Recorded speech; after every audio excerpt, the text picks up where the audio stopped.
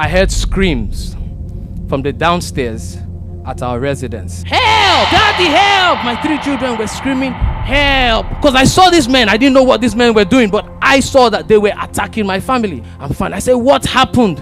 She says, they tried to steal our car. And I ran to the kids. I said, guys, are you okay? They said, yes, we're fine. Terrified, and they were crying. We are going to sing songs of joy. Somebody say amen. It is an entitlement mindset that allows someone receive something and complains about it. Entitlement closes doors, but doors open for gratitude. Worrying actually kills the joy of today. Gratitude recalls what God has done. I don't have to get high to find joy. When others see opposition, gratitude sees opportunity.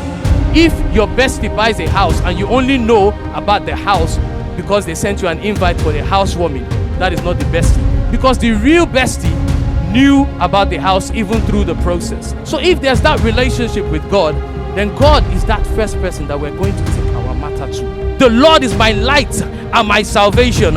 Who shall I fear? The Lord is the strength of my life. Of whom shall I be afraid? Father, I thank you because it is already done.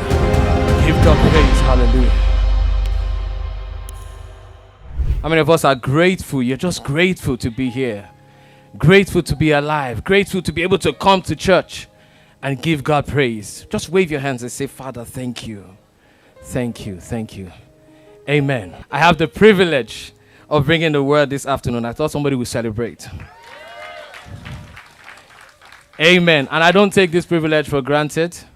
I don't take it for granted at all. I want to thank my father, my pastor, PSA. I want to salute all of God's generals in the house, okay, because they have allowed this small boy to take over the stage this morning. But I believe that the name of the Lord will be glorified. Amen. Turn your Bibles with me to the book of Daniel. Daniel chapter 6 and verse 10. We're going to be reading the NLT. It says, but when Daniel learned that the law had been signed, he went home and knelt down as usual in his upstairs room with its windows opened towards Jerusalem. He prayed 3 times a day, just as he had always done, giving thanks to God. He prayed 3 times a day, just as he had always done, giving thanks to God. Abba, Father, we thank you for your word this morning. We pray that you breathe on your word. Let your word come out with power. Let it bring illumination. Let it bring light. And let the people be blessed and your name be glorified. Thank you, Abba, Father. In Jesus' mighty name we have prayed. For those that are taking notes, the title of this very short exhortation is From Gratitude to Joy. From gratitude to joy. Gratitude to joy. Because this is our season of joy. It's our season to sing songs of joy and not songs of sorrow, not songs of pain, not songs of weeping, not songs of mourning. We are going to sing songs of joy. Somebody say amen. You know, something interesting happened during the week, and I was sharing with PSA. So I was in my home office at about 6:30 p.m. In my home office, I was just trying to round up work. And then my wife, bless her, came into the office and she says, oh, Nani, I am going. Nani is my pet name, by the way. So she says, Nani, I am going out to get some fresh air. She says, I'm going to take the kids with me and we're going to go to the shop. We just want to get some fresh air and just leave the house because everybody had been at home because it was half term. Everybody had been at home all day. I said, no worries. You have my blessing. God go with you. So I said, bye-bye. She said, bye-bye. 2 minutes after, I heard screams from the downstairs at our residence. And it was screams for help. So I heard, help! Nani, help! Daddy, help! My 3 children were screaming, help, help, help. I was on my seat. I stood up because I heard the voices shouting help. I stood up. What's going on? I was angry. And then I looked through the window. What did I see? I saw 3 strange men in motorbikes with helmets right in front of my house. I saw my family there. I didn't know what was going on. I almost lost my mind. I was angry in my spirit. And then I was thinking at the time, in a split second, so many thoughts, a million thoughts I was having. Right, I was thinking that this is my opportunity. I need to show my family that I love them. I need to rescue my family. I don't care what's going to happen. So I had to think about some of the brave people from the scripture, some of the brave people that I know. So I was thinking things like Esther when she says, if I perish, I perish. Because I saw these men. I didn't know what these men were doing, but I saw that they were attacking my family. So I said, if I perish, I perish. I'm going to go and save my family. I was looking for some weapon, because I knew that this was going to be physical fight. So I was looking for a weapon to carry. I didn't see anything. All this happened in like 10 seconds. The only thing I saw was my mouse, the mouse that I use for, mouse cannot do anything. So I threw it away. And then I started running down. I ran downstairs. In the process of running, I even sort of twisted my ankle, but that's fine. And then as soon as I opened the door, obviously all I wanted to do was rescue my family. As soon as I opened the door, I saw the bad guys, the men, and they zoomed off in their bikes. So I quickly ran to my wife. I said, baby, are you okay? She says, I'm fine. I said, did they hurt you? She says, no, I'm fine. I said, what happened? She says, they tried to steal our car. They tried to steal our car. And I ran to the kids. I said, guys, are you okay? They said, yes, we're fine. We're fine. By this time, they were still terrified and they were crying. I said, did they touch you? They said, no, we are okay. And then we came into their house and we just came to thank God, because it could have been worse. All right? First of all, why was it that it was the exact time that my wife was leaving the house? She had been home all day. It was the exact time that somebody was there to shout, because otherwise they would have taken that car in 1 minute. But because she was there and she saw them when they opened the door, they were literally about to go, but she started screaming help, and they were like, oh, yo, let's go. And they left. So we're thanking God. And you know what really got me? Because later that night, my 6-year-old, Maya, she was praying, and she says, Father God, we thank you because you did not allow the bad men to steal our car.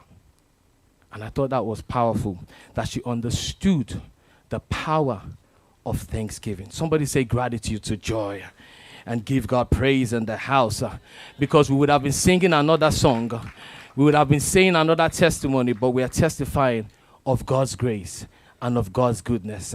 And that will be your portion in the mighty name of Jesus. God's grace and God's goodness. So let us go back to the text.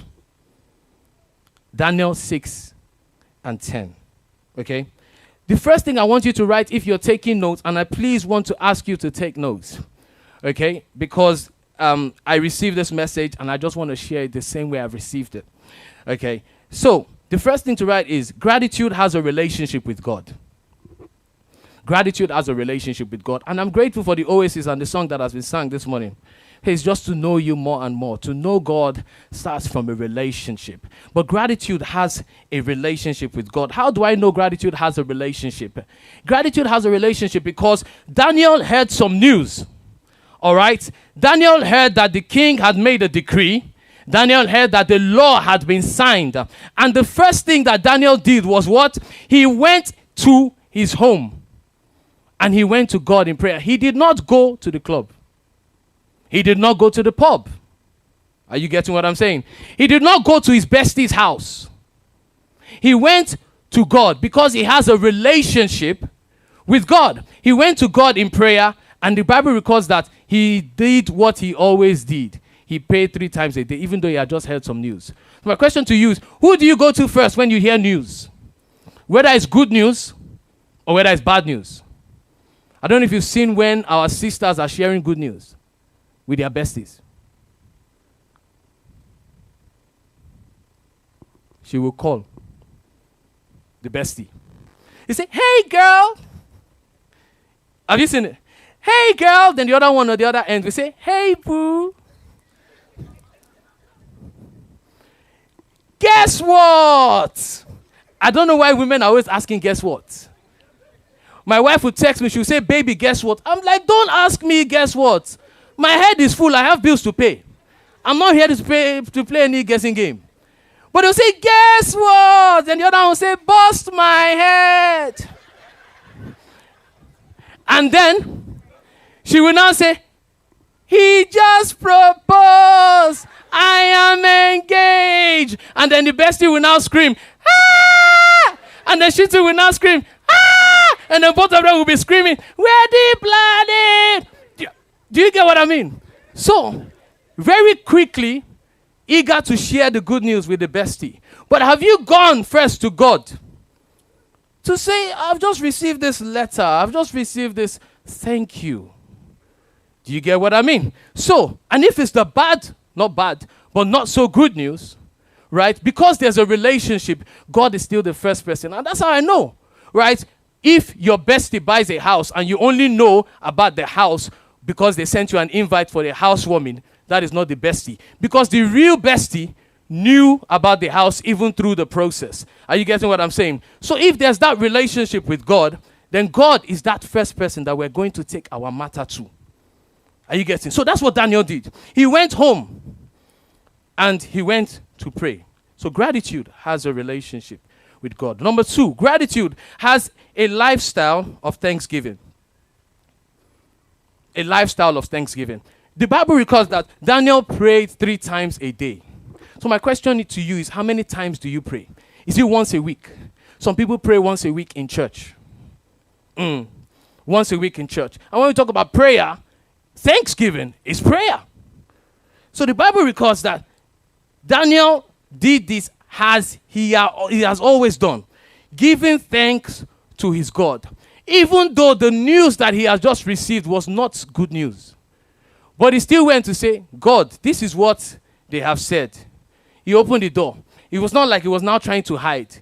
All right? We know the story. Time will not permit me to read everything. So the king has said that anybody who prays to God will be thrown into the lion's den. And the king had signed it. The king had signed it. But he went and he said, thank you. So what does that mean? That means in the good times, thank you, Jesus. In the bad times, thank you, Jesus.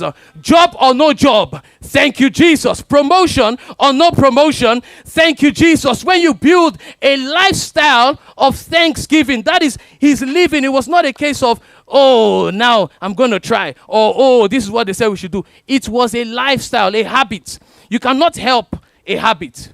If you wake up every morning and the first thing you want to do is say thank you, that has become a habit. But if your habit is that you wake up in the morning and you're scrolling on Instagram, that is a habit.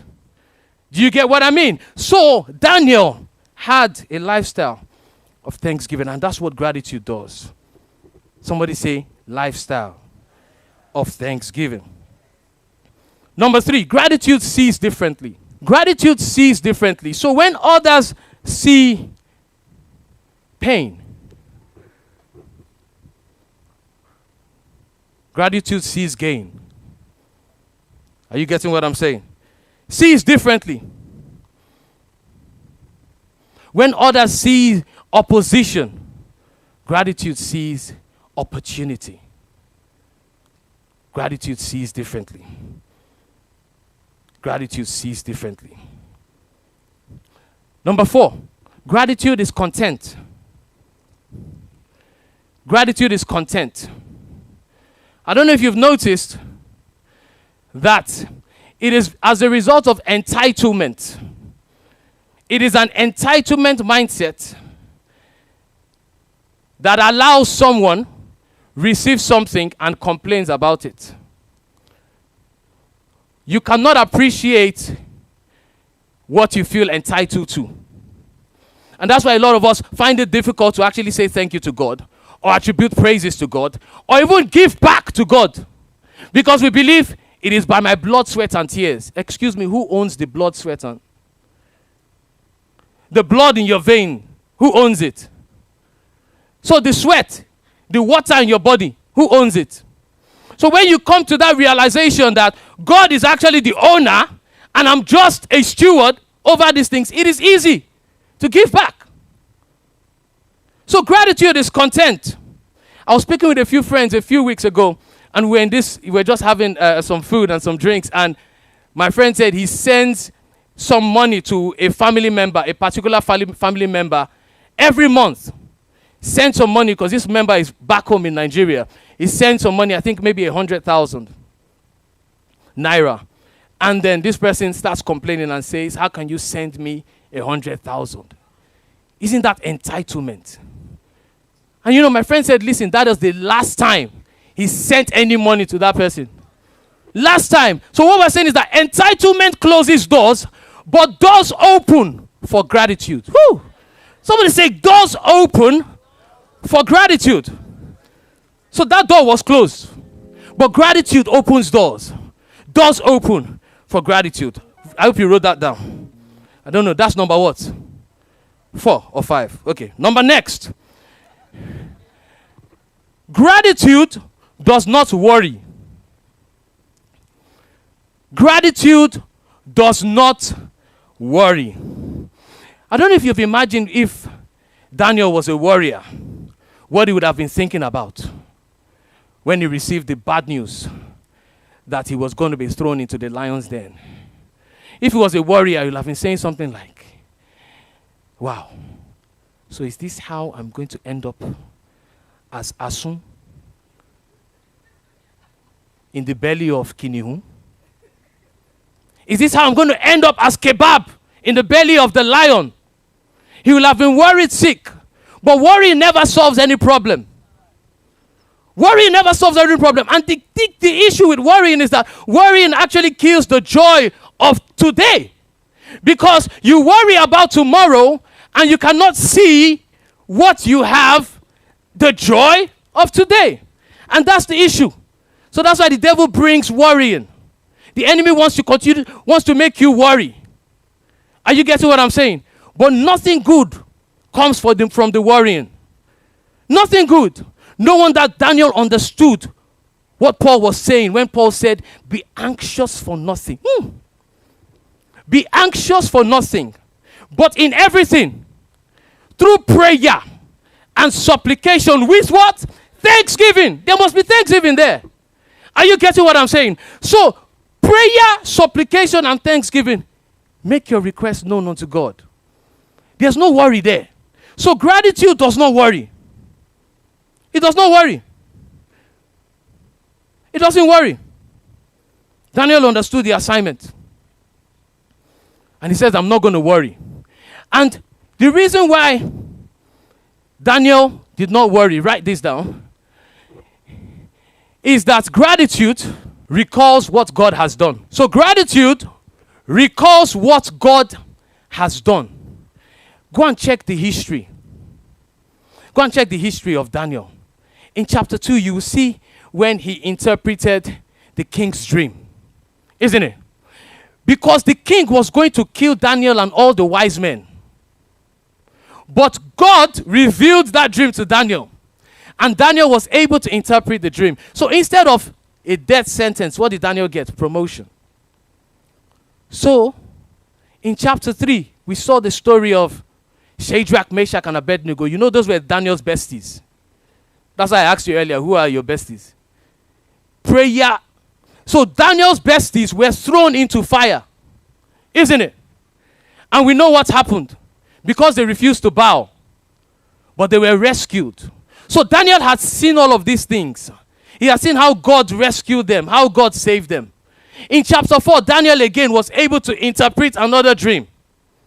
And then we come to chapter 5 where he was able to interpret the handwriting on the wall. So all of this is a history. You're gathering history. You've seen the things that God has done.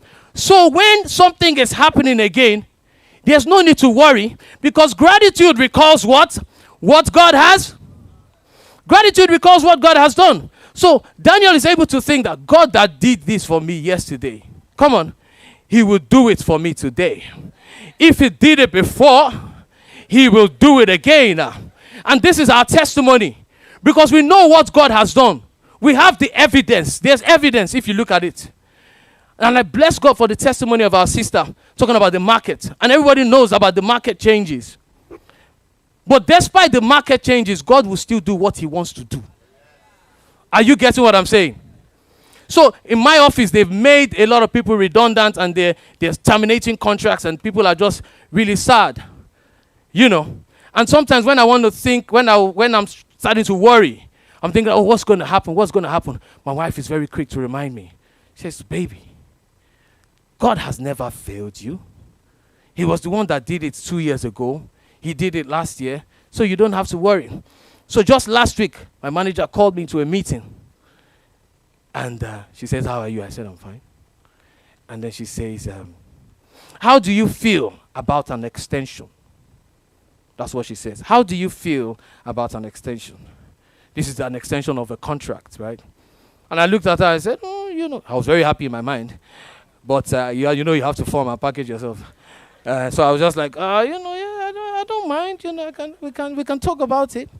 And then, so we had a conversation. And then after about 5 minutes, she says, don't worry, we will extend you. Come on, clap for Jesus. She says, we will extend you. So I don't know who this is for, but they will extend you.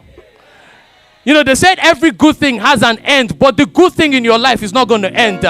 Because they will extend you. Your joy will be extended. Your favor will be extended. Your grace will be extended. Your access will be extended.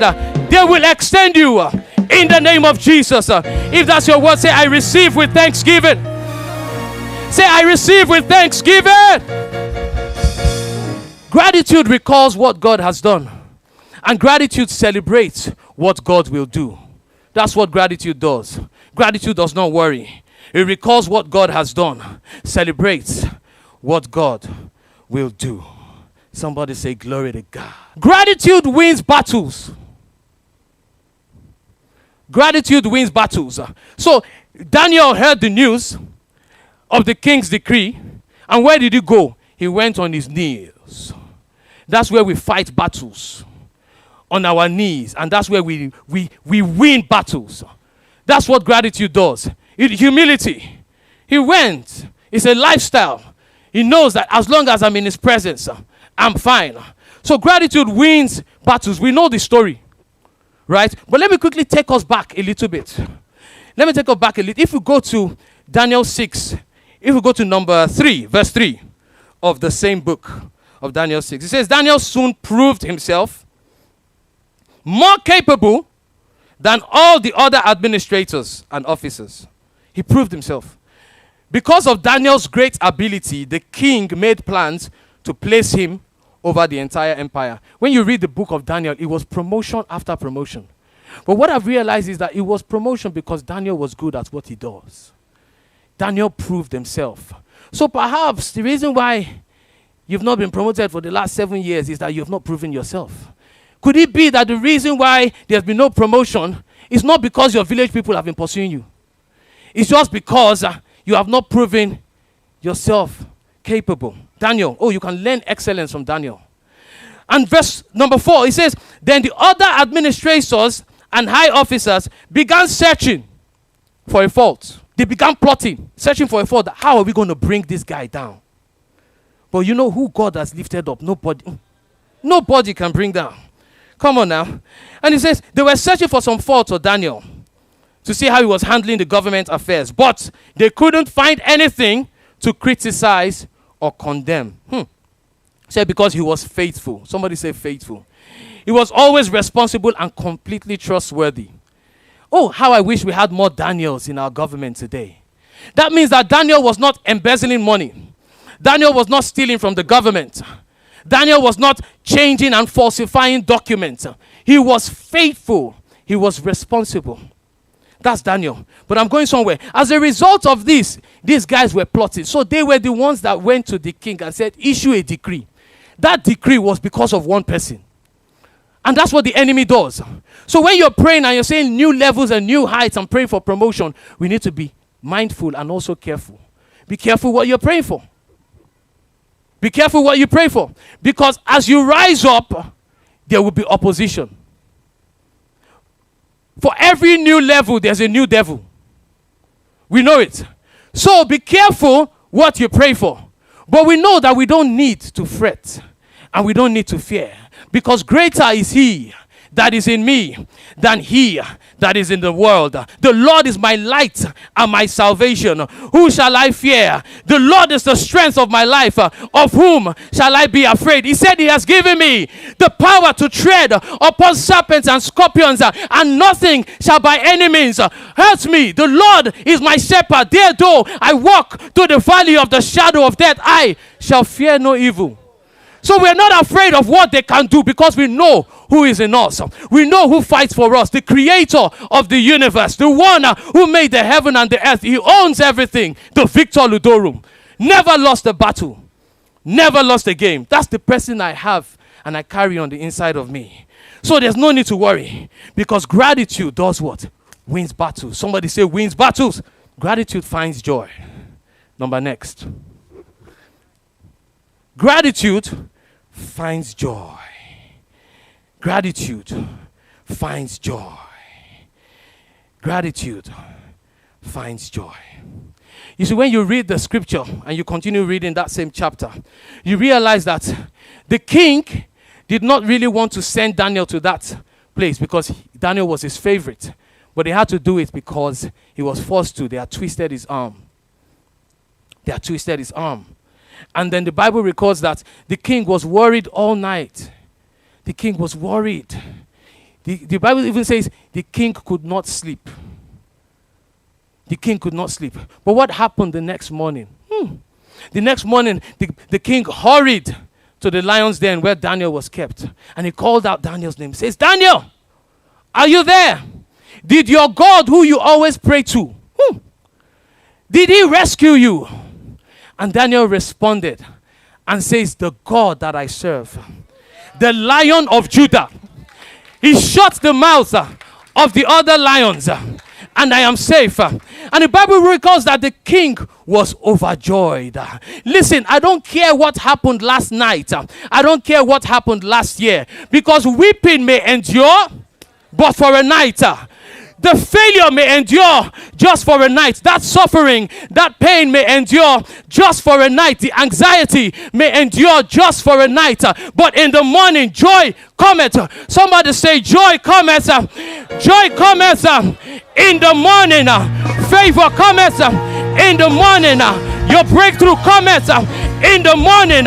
In the morning, you will shout and you will dance for joy. The king was worried sick, but in the morning, joy came. Joy came. And you know, I was meditating on the word from gratitude to joy. From gratitude to joy. And then I realized that you're right. Also, I wrote from G to J. From G to J. And in order to move from G to J, you skip the letters H and I, isn't it? So you skip high. And what does that mean? That means that I don't have to get high to find joy. You missed it. The joy that I have is not the joy that the world gives. It's the joy that I find in the word. Woo! So I don't have to do the things that the world does to find joy, as long as I have a relationship in him, as long as I stay in his presence. Because in his presence, there's what? There's fullness of joy. Talk to someone and say, stay in his presence. Woo! So that's where we actually find joy, when we stay in his presence. I'm going to wrap up now because of time. When we stay in his presence. Amen. So if we have been taking notes, we'll see all that have been written. Some people said 5, some people said 6, some people said 10. Okay? But I want to leave you with something. I want to leave you with something even as I wrap up. You find that I've spoken about joy not just as a feeling, but I've spoken about joy as a person. I've spoken about gratitude. Gratitude is not just a feeling. Gratitude is a person. So there's a way that you live gratitude that you become gratitude. Are you getting what I'm saying?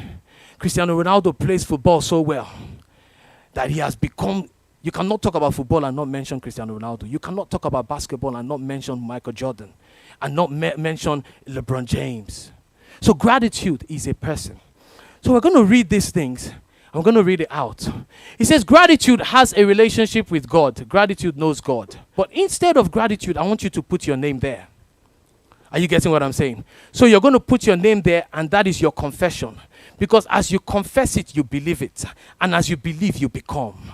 Are you getting what I'm saying? So gratitude has a relationship with God. I'm going to say my name, you say yours.